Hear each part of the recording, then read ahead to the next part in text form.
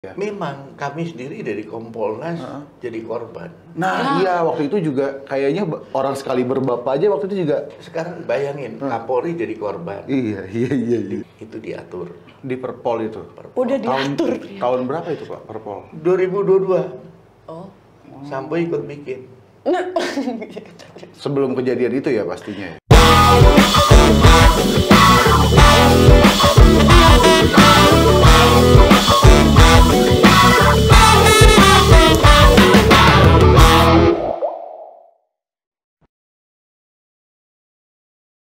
Selamat pagi, selamat siang, selamat sore, dan selamat malam. Kapan dan dimanapun kalian mendengarkan dan nontonin podcast ini, kembali lagi bersama Hamburger Podcast. Joke is not a crime. Dan hari ini sebuah kesempatan yang jarang-jarang kita diterima di ruang podcastnya Kompolnas ya Pak ya.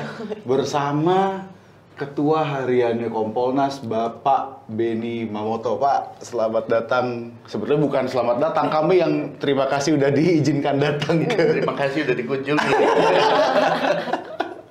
Iya, hari ini kita punya kesempatan yang sangat jarang nih. Ngobrol sama Ketua Hariannya Kompolnas. Nah, tadi di jalan, Arlen tuh udah penasaran, Kak, Kompolnas tuh apaan sih? Dan segala macam, tanya langsung dong. Iya. Jadi gini gitu, sambil apa sih namanya menyuarakan juga ya masyarakat awam gitu Pak. Jadi kayak Kompolnas tuh apa sih Pak sebenarnya? Pertanyaan itu banyak muncul di masyarakat. Setelah periode yang sekarang, ini kan kami sering diundang media, sering muncul, memberikan statement, Menko Polhukam juga sering memberikan statement atas nama Kompolnas. Publik mulai tahu, oh ada Kompolnas toh. Baru Kompolnas itu apa? Memang sosialisasinya masih minim ya. Periode sebelumnya masih minim. Baru periode ini agak kita gencar. Tapi toh belum sampai ke level bawah, artinya merata gitu. Jadi Kompolnas itu diatur di Undang-Undang Nomor 2 tahun 2002 tentang kepolisian. Namanya di sana Lembaga Kepolisian Nasional. Lembaga Kepolisian Nasional. Ya, tapi kemudian turunannya itu di Peraturan Presiden Nomor 17 tahun 2011 itu diatur tentang kepolisian nasional. Komisi Kepolisian Nasional. Jadi nama di undang-undang itu Lembaga Kepolisian Nasional, tapi di Perpres itu menjadi Komisi Kepolisian Nasional, Kompolnas. Nah, di situ tugasnya bantu presiden. Bantu presiden untuk? Iya, ada dua tugas pokok. Yang pertama, membantu presiden memberi pertimbangan untuk pengangkatan dan pemerintahan Kapolri. Jadi kalau udah waktunya Kapolri mau ganti, kami sibuk tuh, mulai nyeleksi, mulai bikin FGD, dengerin masukan dari publik. Semua elemen kita dengar dalam forum FGD. Kriteria Kapolri yang diharapkan seperti apa? Tantangan ke depan yang mau dihadapi itu seperti apa? Itu dari publik. Habis dari publik, kami dengar dari senior, para pensiunan lewat PP Polri, Persatuan Purnawilan Polri. Habis itu kami dengar dari junior yang mau dipimpin. Jadi seperti itu. Akhirnya mengerucut lah. Kriterianya udah ketemu, tantangan ke depan ini, baru nyari figurnya. Carilah nanti yang bintang 3. Nah, itu kan bentuk ini ya, bentuk kerjanya Kompolnas tuh. Ya. Tapi sebetulnya tugas pokoknya adalah membantu presiden untuk itu satu. Yang kedua, membantu presiden dalam menyusun arah dan kebijakan Polri. Oke. Ya. Dua itu tugas pokoknya. Maka kami melakukan penelitian, kajian dan sebagainya untuk nanti kami susun arah kebijakan untuk Polri. Itu disampaikan ke presiden. Oh, enggak, berarti apa tujuan dibentuknya Kompolnas itu untuk membantu presiden untuk Polri gitu. Nah, Kompolnas itu pengawas eksternalnya Polri. Pengawas eksternal. Ya, Nah ini yang orang juga banyak bingung sih Pak. betul. Kompolnas tuh termasuk polisi lah bukan sih? Nah itu gimana tuh Pak? Nah, keanggotaannya dulu ya. Oke. 3 unsur pemerintah. Oke. Ex officio itu Menko Polhukam sebagai ketua, Oke. Mendagri sebagai wakil ketua, kemudian Menkumham sebagai anggota. Terus 3 dari unsur pakar kepolisian, saya, Pak Puji, Pak Wahyu. Baru 3 dari unsur tokoh masyarakat. Itu ada Bu Pungki, Pak Dawam, Pak Yusuf. Oke. Nah, hari-hari Hmm. Pak Menko nunjuk saya sebagai ketua harian Oke. untuk operasional hari-hari. Jadi seperti itu. Jadi, nah itu tapi yang tadi pertanyaan orang-orang yang juga bingung, saya juga kadang-kadang bingung. Saya juga. Kok, iya, lu juga ya. Kompolnas itu polisi apa bukan sih Pak? Nah, tadi kan komposisinya kan udah jelas. Ketika Mendagri aja, pensiunan polisi kebetulan. Pakar kepolisian 3 orang, 2 pensiunan polisi, saya sama Pak Puji. 1 Pak Wahyu itu dosen di STIK. PTIK. Tapi di komisionernya nggak boleh ada polisi aktif, nggak boleh.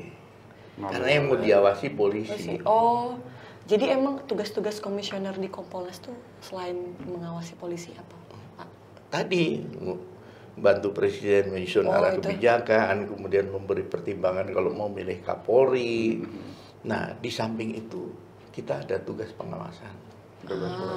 Nah, tugas pengawasan inilah kita diberi kewenangan menerima saran dan keluhan masyarakat. Oh, jadi ada mekanisme saran Ada. keluhan masyarakat tuh. Jadi kalau masyarakat mau ngadu, misalkan, wah saya melapor ke polisi bukannya dilayani tapi malah dibentak-bentak misalkan, atau malah kasusnya didiemin, atau malah dimintain uang segala macam, silakan mengadu ke situ. Itu banyak tuh Pak aduan soal kayak gitu. Iya, cuman 3.000-an. Cuma 3.000.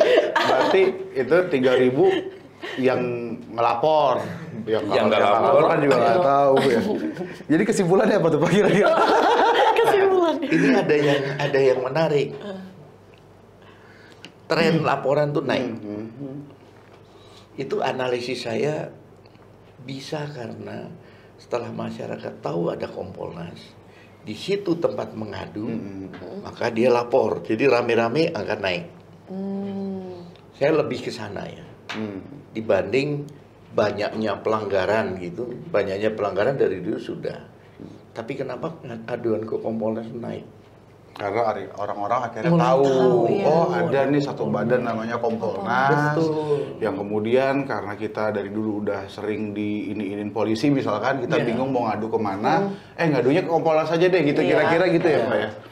Oh, Jadi di samping keren. mereka bisa bawa surat sendiri langsung ke sini aduan lewat website kita. Oh website juga bisa. ada tuh pengaduan online gitu ya? Secara online bisa.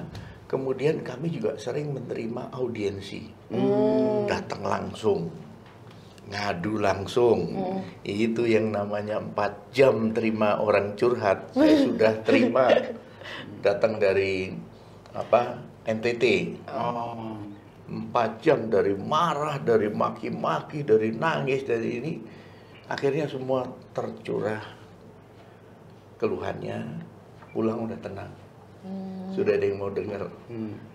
Nah, tapi gini Pak, misalkan saya nih, saya kemudian katakanlah punya kasus, lalu saya ngelapor ke polisi, lalu nggak ditanggepin, malah saya dibentak-bentak dan saya mendapat misalkan katakanlah kekerasan gitu, katakanlah gitu ya. Terus saya ngelapor ke Kompolnas. Setelah pelaporan itu apa yang terjadi tuh Pak? Ya, Mekanisme kami RTL-nya gitu. begitu kami terima pengaduan itu, kami cek dulu pengadu ini legal standingnya ya, identitasnya ini, oh ini korban langsung, oh ini lawyernya, oh ini penerima kuasanya. Itu dulu kita cek, habis itu materinya. Kami langsung respon minta klarifikasi ke, kalau di Polda melalui Irwasda, Irwasda. kalau di Mabes lewat Irwasum. kita minta klarifikasi, benar nggak aduan orang ini? Nanti dijawab dalam tempo 14 hari, dijawab, kita pelajari, kita sampaikan. Kalau nanti wah nggak bener tuh Pak hasil klarifikasinya, yang nggak bener yang mana?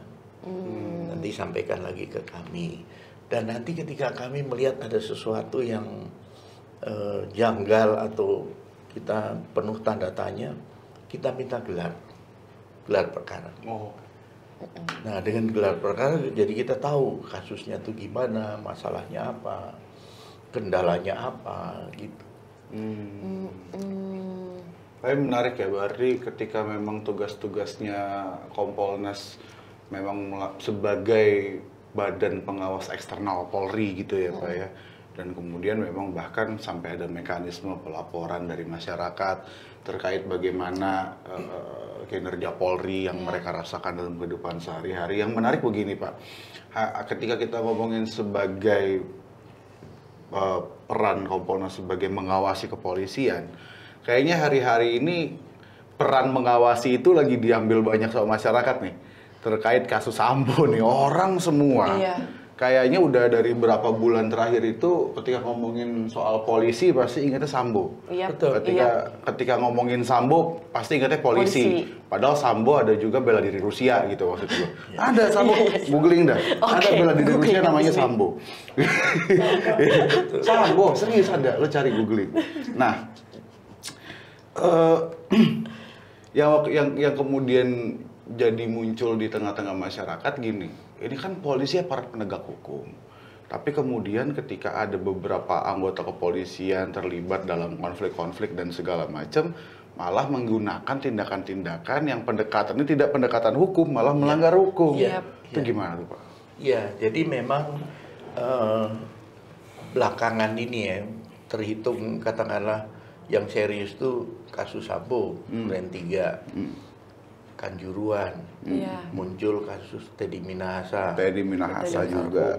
Belakangan ini ada beberapa Madih lah, kemudian mahasiswa UI, korban Tabrak. Ya, Kompol D yang di Cianjur dan sebagainya. Semua itu memang sangat mencederai ya, citra Polri. Disayangkan kenapa anggota Polri yang harusnya tahu hukum, bertindak harusnya berdasarkan hukum, ini malah melanggar hukum. Seperti Sambo, bagaimana dia seorang perwira tinggi melakukan pembunuhan kepada anak buahnya. Ini kan sudah sangat-sangat keterlaluan. Kemudian yang lain masalah Teddy Minahasa, tahu dia bahwa narkoba itu harus diberantas, malah dia manfaatkan dan sebagainya. Nah, inilah yang kemudian kami dari Kompolnas menyoroti. Ada sesuatu yang harus dibenahi. Di antaranya memang yang belum selesai sampai sekarang itu adalah reformasi kultural. Dan ini makan waktu dan harus terus-menerus dilakukan. Yang kedua masalah pengawasan. Saya sependapat tadi kalau disinggung bahwa pengawasan saat ini yang paling efektif adalah oleh publik. Betul. Karena semua bawa HP, ngerekam, motret, memviralkan.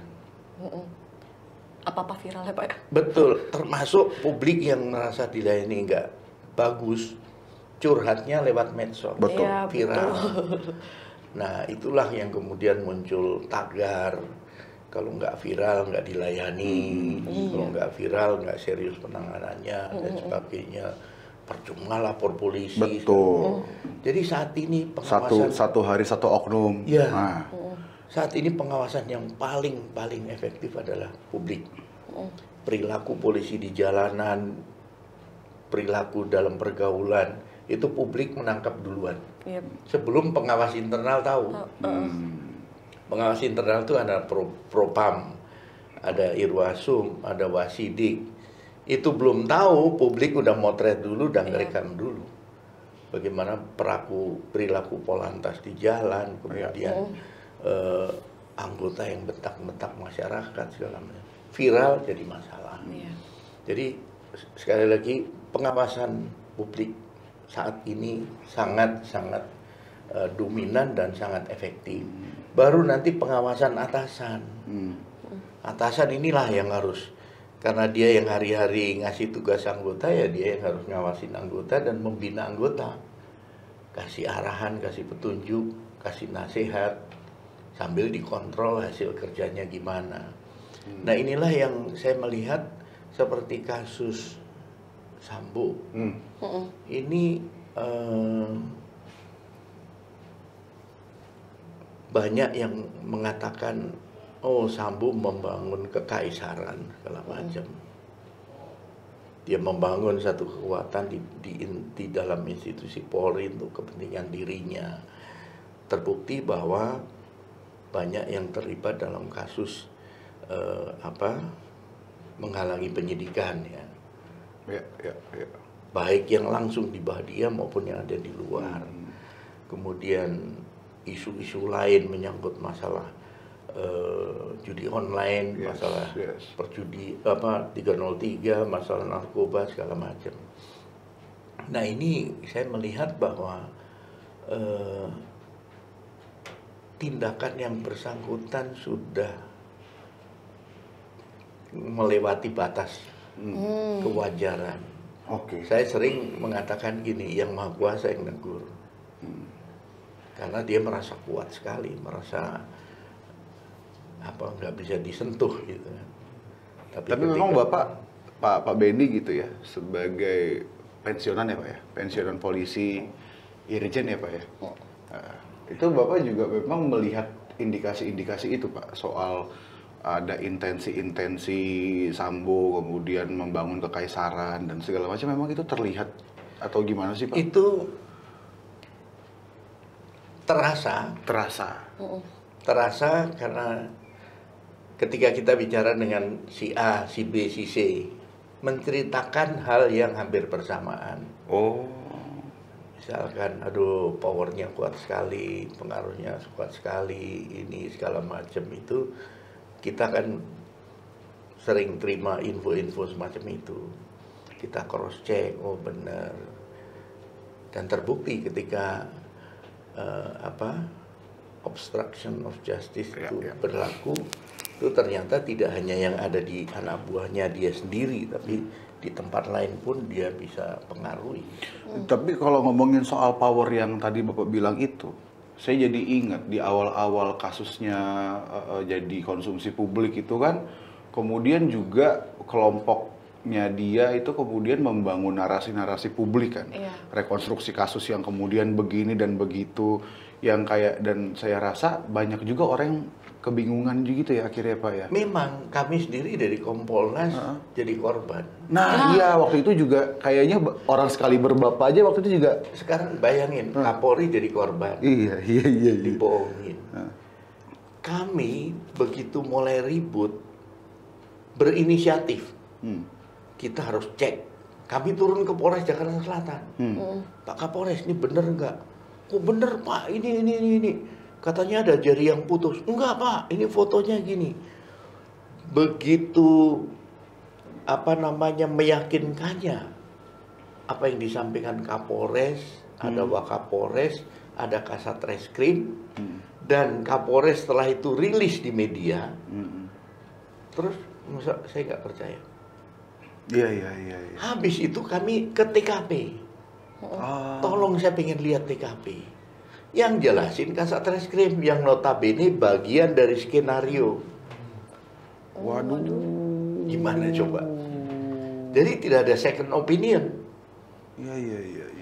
Jadi benar-benar kita terima dari Divhumas Polri rilis sama. Terjadi pelecehan bla bla bla bla di Saguling. Nah, kami dari Kompolnas tentunya merujuk sumbernya dari sumber yang jelas, ya Polri. Soal Polri itu kemudian katakanlah dia kemudian bagian dari Skenario menyuarakan skenario itu resiko. Maka kami kena serangan habis-habisan dan kami banyak melakukan langkah-langkah yang publik nggak tahu. Contoh, ketika si Yosua akan dimakamkan, kan dari via Sambo tidak setuju kalau dimakamkan secara kedinasan, menolak. Makanya sampai sana kan langsung dimakamkan. Setelah beberapa hari dimakamkan. Nah, setelah digali kubur, bongkar, selesai otopsi kan akan dimakamkan. Yang ngirim surat rekomendasi ke Kapolri agar dimakamkan secara kedinasan itu saya. Saya bikin surat rekomendasi. Karena apa? Pertimbangan saya. Berlaku asas praduga tak bersalah. Kan Yosua belum dibuktikan salahnya apa. Makanya surat saya dengan pertimbangan asas praduga tak bersalah direkomendasikan yang bersangkutan dimakamkan secara kedinasan. Akhirnya dimakamkan kedinasan. Kemudian berikutnya, bagaimana kami mendesak Kapolri untuk dilakukan upaya untuk menonaktifkan semua yang terlibat, kemudian dipindahkan ke Yanma. Kami juga yang dorong, Pak, kalau ini nggak dinonaktifkan, struktur itu masih berlaku, psikohierarki masih ada, semua bungkem, takut. Tapi begitu diboyong, dibongkar, tidak ada hubungan atasan, mulai ada yang nyanyi, namanya Eliezer. Mulai nyanyi, yang lain lah mulai nyanyi. Nah, ngomongin ini nih Pak. Tapi tahu dulu, Okay. kalau misalnya boleh nih ya Pak ya, kalau misalnya itu kan tadi kan sesuai dengan fakta bla bla, tapi kalau misalnya mau ngomongin perasaannya sebagai, karena Pak Benny kan purnawirawan polisi juga kan, gimana sih perasaan Pak Benny ngelihat polisi kayak segitunya gitu? Sedih, prihatin, marah. Oh ya? Iya. Nando campur jadi satu. Jadi Nano gado-gado. sedih, lihat kok kayak gini. Prihatin, aduh, kenapa ada lagi. Satu belum selesai muncul lagi. Marahnya kelewatan karena keterlaluan. Karena keterlaluan. Kita ikut membangun nama baik Polri, citra Polri. Selama saya berdinas, bagaimana saya selalu menjaga jangan sampai melakukan pelanggaran. Yang ada bagaimana menyumbangkan prestasi untuk nama baik Polri. Terus kemudian ini dirusak dengan perilaku sini. Senior rata-rata kalau dimintain pendapat marah. Oh ya? Marah. Tapi, aduh, ya capek. Saya selalu capek kalau ngomongin kasus ini Pak. Karena dari awal kita selalu disuguhkan dengan kesimpang siuran informasi. Dan ternyata nggak cuma kita. Orang sekali Pak Benny dan Kompolnas juga. Komisioner Kompolnas juga begitu ya Pak. Ya? Yang berpangkat aja bingung gitu loh, apalagi dalam, kita. Ya, yang sekarang tapi gini Pak, sekarang akhirnya salah satu diskusi yang sangat tinggi di masyarakat adalah soal begini. Kalau misalkan emang benar kalau polisi nerima perintah dari seniornya atau dari atasannya, itu nggak bisa nolak meskipun dia tahu itu perintah yang salah. Nah itu gimana Pak? Sebetulnya boleh nggak sih polisi nolak perintah yang salah dari senior? Boleh. Oh boleh. Ceritanya begini.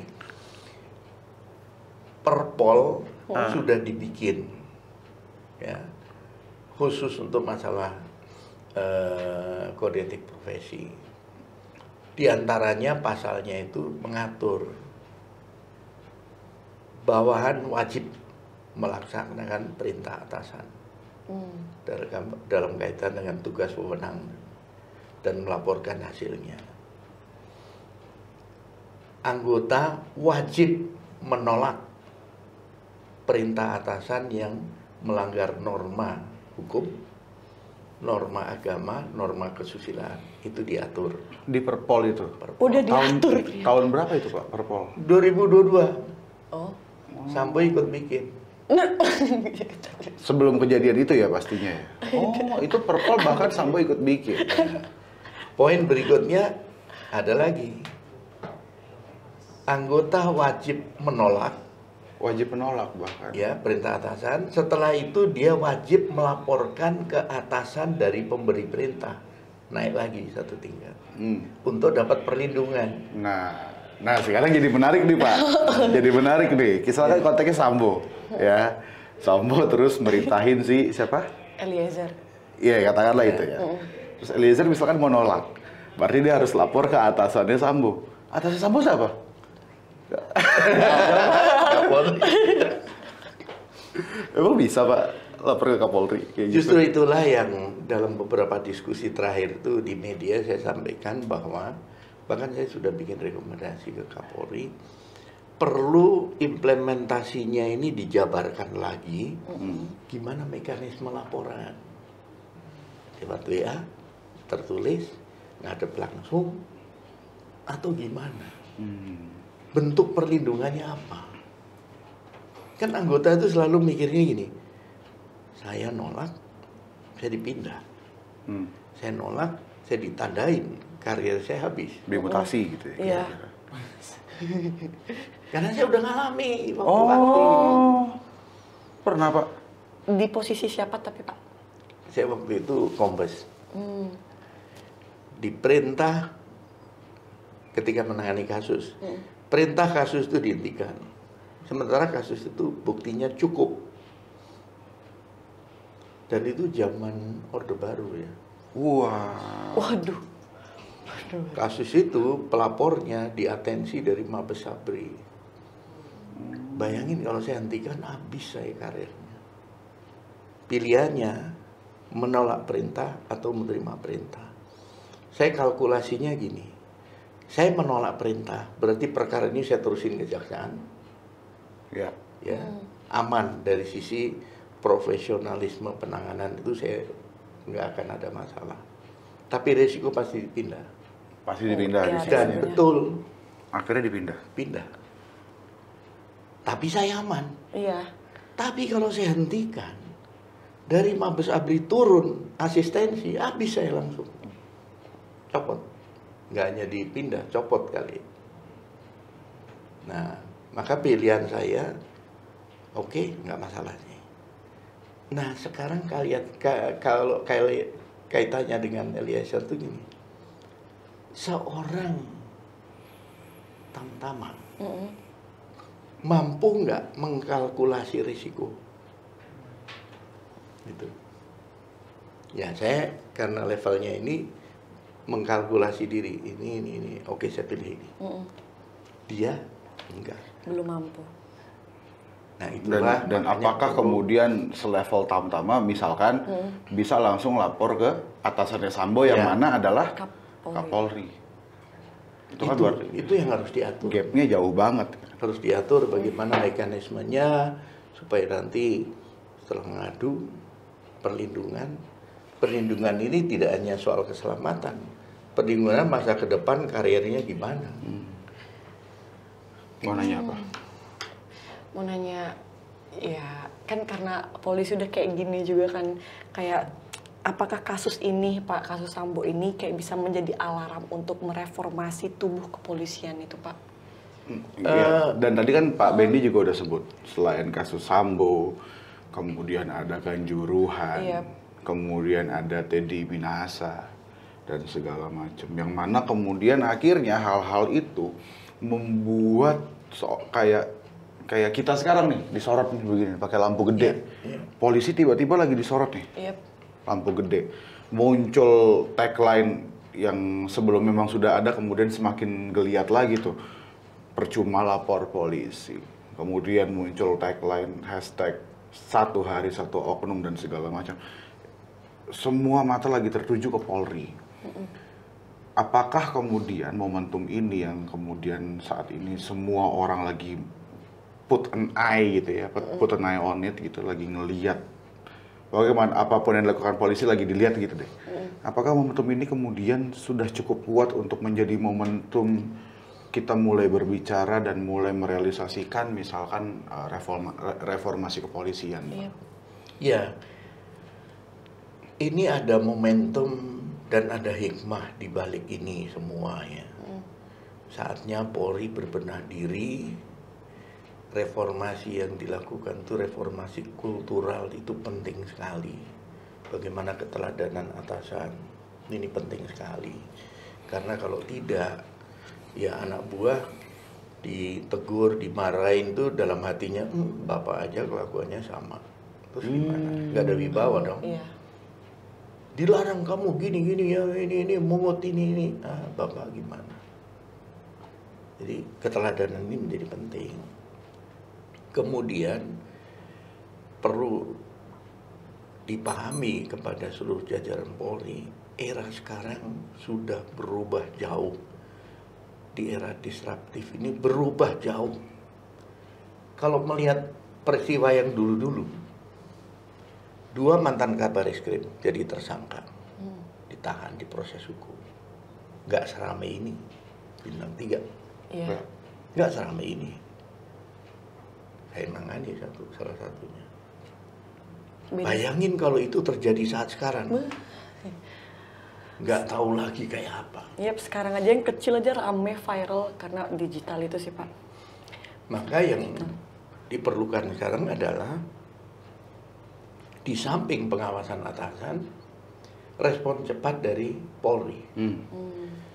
Misalnya kasus Madi, begitu tandanya kayak gitu harus cepet duduk, apa masalah kamu? Gini panggil, konfrontir. Terbukti dikonfrontir kan malah meluk-meluk si pensiunan itu kan, minta maaf bahwa pemerasan itu nggak benar. Tapi sudah viral. Tanah yang diklaim nggak benar. Nah inilah respon cepat menjadi penting. Begitu muncul dikit, baru mau viral, padamkan dalam artian responnya harus cepat. Iya. Publik jadi tahu, kayak gini. Kasus mahasiswa UI, ya itu rada cepat, tapi sesungguhnya harusnya lebih cepat. Pak, gini Pak, kita akhirnya kita mulai ngomongin soal reformasi di dalam tubuh kepolisian. Dalam bahasa Bapak, reformasi kultural. Lalu ini juga kebetulan banget ya Pak ya, kebetulan banget kita hari ini rekaman di sehari gitu setelah Hari Pers Nasional, di mana ya meskipun banyak kelompok wartawan yang kemudian tidak merayakan Hari Pers Nasional dengan alasan-alasan historis gitu, tapi kemudian kita juga tahu bahwa Hari Pers Nasional itu kan hari yang diakui negara sebagai yang didedikasikan untuk dunia pers gitulah kira-kira ya Pak ya. Nah dalam konteks itu rupanya dan menyambung ke gagasan kita soal yang tadi kita diskusikan soal reformasi di tubuh kepolisian, rupanya di laporannya beberapa teman-teman Pak, laporannya teman-teman Aliansi Jurnalis Independen yang sudah dirilis, kemudian kasus-kasusnya didampingi sama teman-teman LBH Pers misalkan gitu ya. Itu selalu menyebut setidaknya di tahun 2022 saja itu masih aktor yang paling tinggi menyumbang kasus kekerasan terhadap jurnalis itu masih kepolisian. Nah itu bagaimana kemudian kepolisian harus membenahi dirinya dalam konteks itu tuh Pak, karena ketika kita berbicara soal kebebasan pers itu kan menjadi salah satu tonggak utamanya demokrasi dan hak asasi manusia ya Pak. Ya jadi kami sendiri Kompolnas udah bikin MOU dengan Dewan Pers.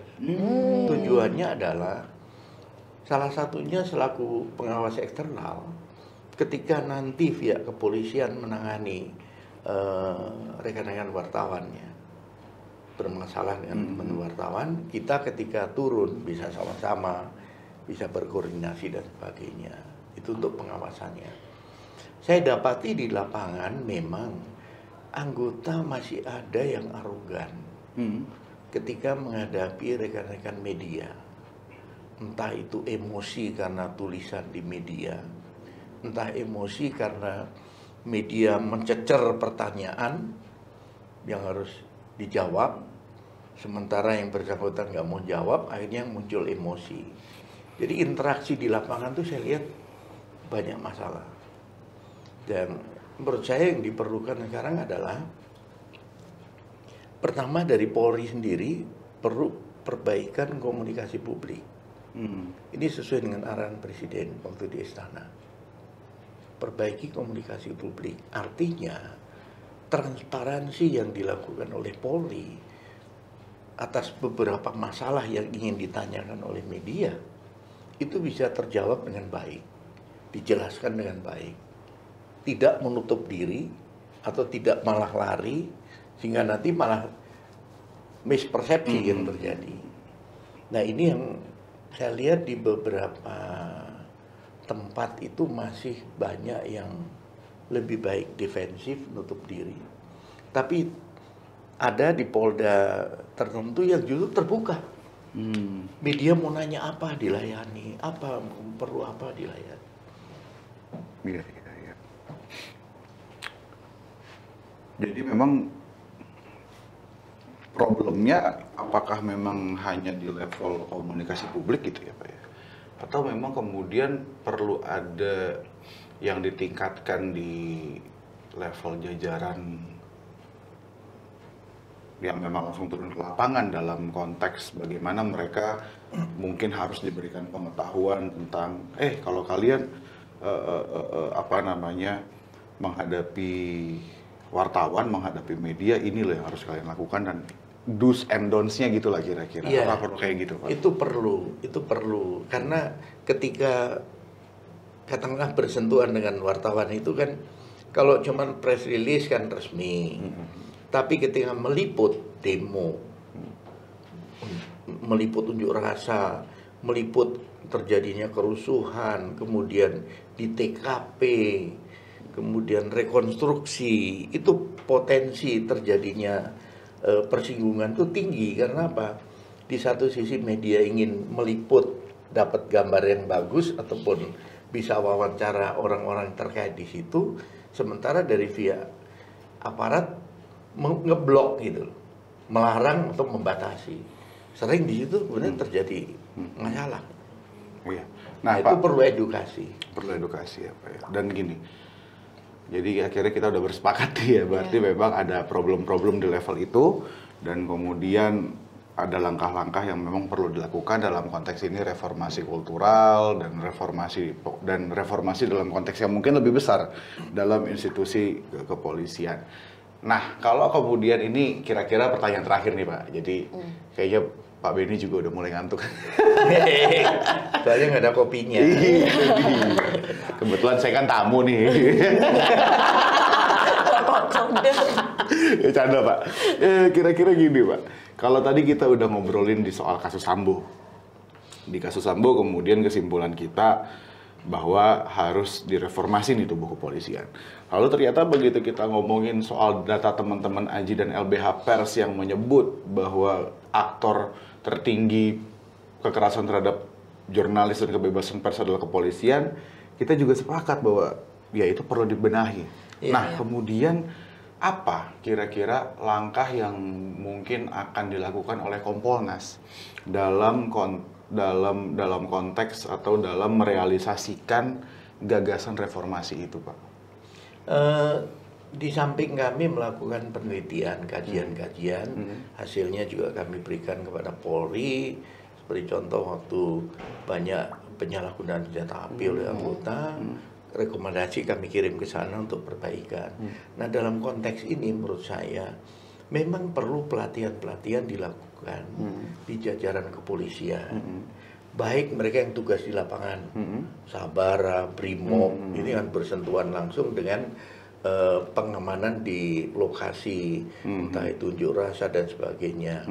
Kemudian yang kedua, anggota itu perlu diberikan pemahaman bahwa rekan-rekan wartawan itu punya hak. Ya, yang dilindungi oleh undang-undang. Ketika mereka harus meliput, kemudian mereka harus mengumpulkan bahan pemberitaan dalam rangka objektivitas berita dan sebagainya. Nah, ketika mereka berusaha, ini ketika aparatnya nggak paham itu, nolak lah, nyegat lah, kemudian malah mengusir, malah kameranya dirampas segala macam. Nah itulah yang menurut saya perlu edukasi dalam bentuk pelatihan-pelatihan, ada level-levelnya untuk pasukan sendiri, kemudian untuk nanti jajaran serse sendiri, kemudian juga nanti di level pria menengah juga penting itu diberikan, sehingga diharapkan nanti nggak terjadi hal-hal seperti itu lagi. Kan sebenarnya sudah ada juga Perkap nomor 8 tahun 2009 tentang implementasi prinsip dan standar HAM dalam pelaksanaan tugas. Itu kan rinci di situ, lebih rinci lagi. Tapi kan ternyata memang dalam prakteknya pun belum kunjung dipakai gitu ya Pak. Iya. Nah Pak, ini benar-benar terakhir nih, barusan pura-pura terakhir. Terakhir.